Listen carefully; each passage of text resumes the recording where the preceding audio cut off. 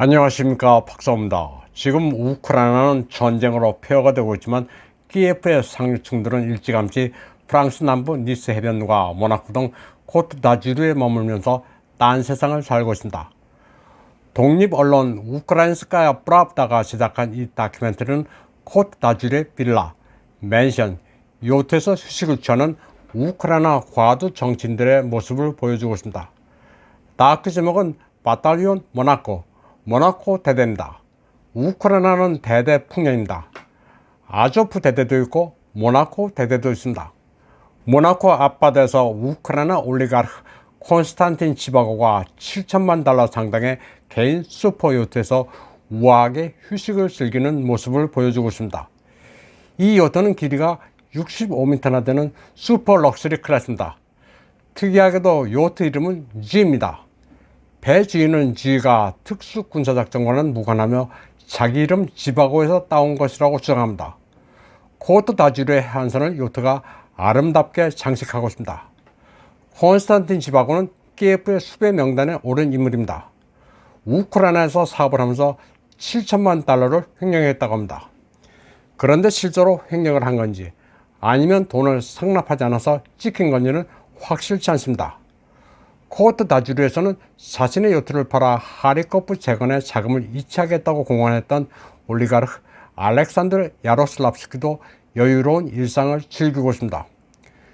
유럽에서도 땅값이 비싸기로 유명한 코트 다주르에는 전쟁이 나자마자 피신한 수많은 우크라이나인들이 몰려 있습니다.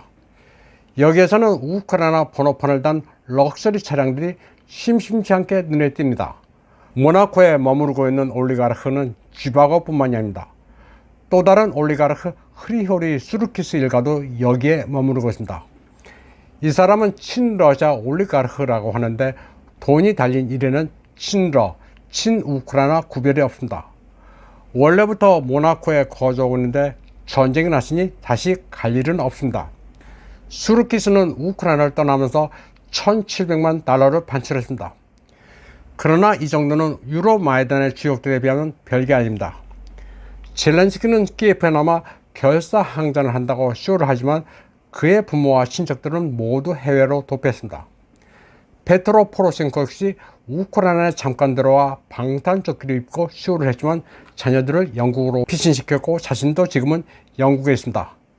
포로셴코가 영국에 반출한 돈은 현금 10억 달러입니다. 또 아르센 아바코프 전 내무부장, 안드리 예르막 대통령 비서실장, 레오니드 쿠치마 2대 대통령, 아르세니 야신육 전 총리 등도 최소한 10억 달러씩은 국외로 빼돌렸습니다. 최고위층이 아닌 일정 정도의 고위층만돼도 해외로 나가기가 쉽습니다. 경력이고 뭐고 뇌물만 주면 무사통과입니다.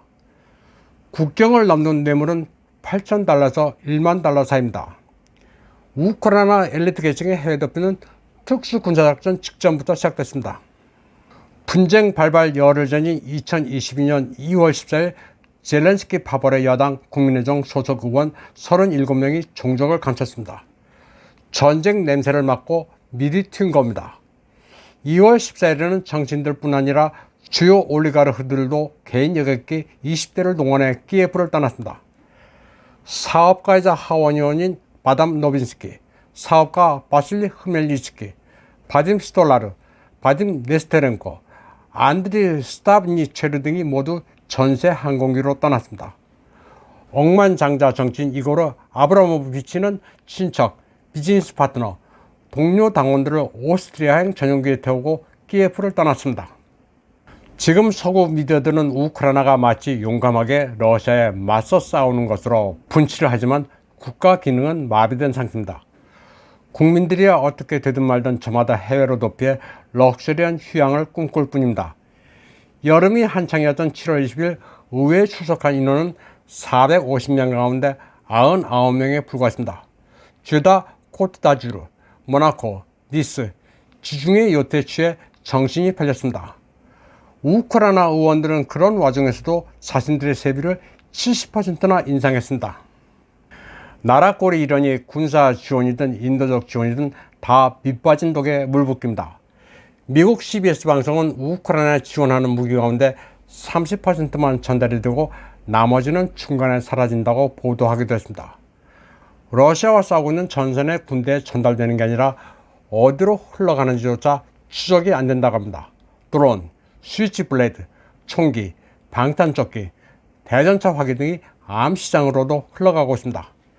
30%가 사라지는 게 아니라 70%를 엿받고 먹는 것으로 봐야 합니다. CBS 프로그램에서 이반이라는 이름의 우크라이나 병사는 보급품이 전달되지 않아 자비로 방탄조끼와 헬멧을 구입한다고 털어놓기도 했습니다. 그런가 하면 미국에서 우크라이나로 간 사만다 모리스라는 의사는 의약품 절도를 포함한 전반적인 부패가 만연해 있다고 말하기도 했습니다.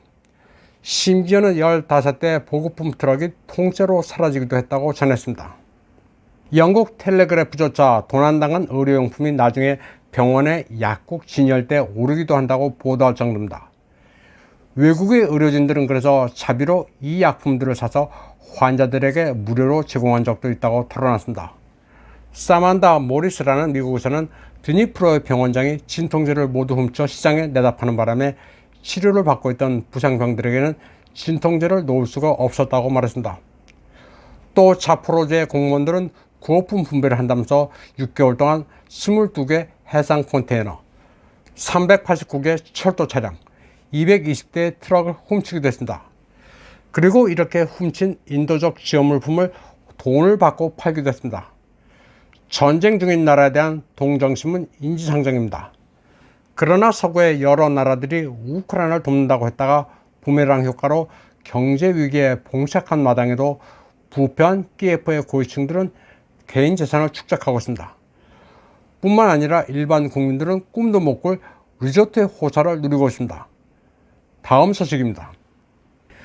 미국이 키예프에 공급한 대레이더 미사일 AGM-8B 함 미사일이 지난 9월 26일 우크라이나의 민간 건물을 공격해 3명이 다쳤다고 11월 24일 뉴욕타임즈가 보도했습니다. 이 신문에 따르면 우크라이나 공군 미그-29기가 발사한 미사일이 오작동으로 목표물을 벗어나 크라마토르스크의 주거용 건물 5층을 강타했습니다. 현장의 기자들은 파편에서 AGM-8B 미사일에 사용되는 전자회로 카드 어셈블리 번호가 적혀있는 것을 발견했습니다. 뉴욕타임즈는 이 미사일이 러시아 레이더를 찾지 못하고 연료가 떨어져 민간 건물을 파괴한 것으로 보인다고 분석했습니다. 우크라이나 국방부 대변인은 이 사안에 대해 논평을 거부했습니다. 그런데 일각에서는 함 미사일이 민간 건물의 TV 안테나를 레이더로 오인해 따라간 것으로도 분석하고 있습니다. 워싱턴이 키예프에 제공한 무기들은 의외로 엉터리가 많습니다. 가장 최근에는 미국이 제공한 나삼스 대공 미사일이 키예프의 민간 건물을 강타해 여러 명이 숨졌습니다. 나삼스는 AIM-120 대공 미사일을 지대공으로 급조한 무기 시스템으로 미 백악관을 방어하는 무기라고 선전해왔습니다. 이틀 전 미국과 서방은 러시아의 키예프 공습이 민간인을 목표로 했다고 비난한 바 있는데, 이에 대해 바실리 네베니자 주 유엔 러시아 대사는 민간 건물을 강타한 것은 오히려 미제 나삼스라고 밝혔습니다. 러시아는 군사 용도로 쓰일 수 있는 인프라들만 골라 정밀 타격에 성공했다고 밝히고 있습니다. 이에 대해 우크라이나 편을 들고 있는 미국의 주 유엔 대사 린다 토마스는 러시아가 겨울을 무기화하고 있다는 엉뚱한 소리를 해대고 있습니다. 이번 방송은 여기까지 하겠습니다. 시청해주신 여러분 감사합니다.